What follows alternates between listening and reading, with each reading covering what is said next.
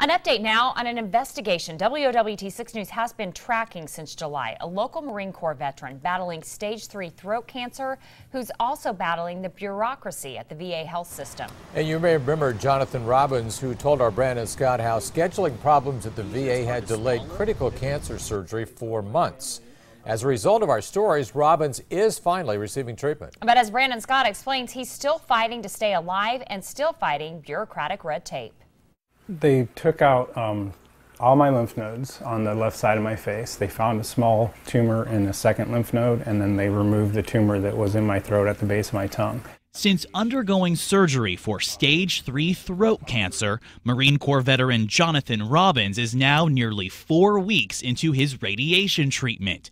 The radiation has caused burns in his throat, making it nearly impossible for him to eat. He's lost nearly 30 pounds. I haven't been able to keep any solid food or even liquid foods in my stomach since last Thursday. So we're going on 7 days. I'm lucky if I can keep down between 400 and 600 calories a day.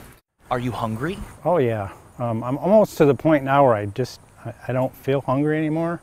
I just feel sick all the time. Omaha's VA health system approved Robbins' treatment at a non-VA facility, and on Monday, with Robbins literally starving, his private oncologist ordered a feeding tube.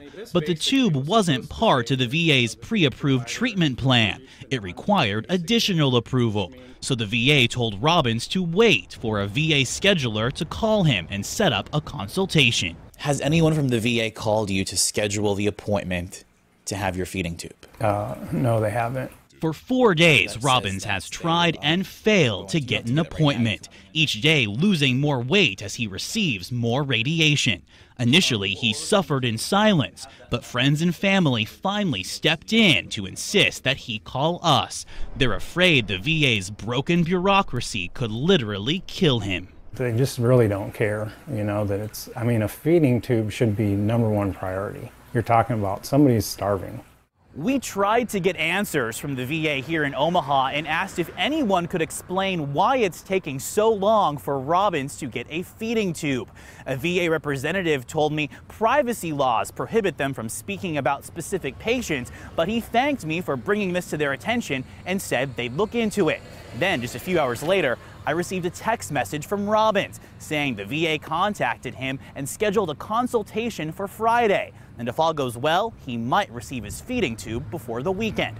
Robbins tells me he's apprehensive, but hopeful. Reporting with photographer M.H. Danker, I'm Brandon Scott, WOWT 6 News.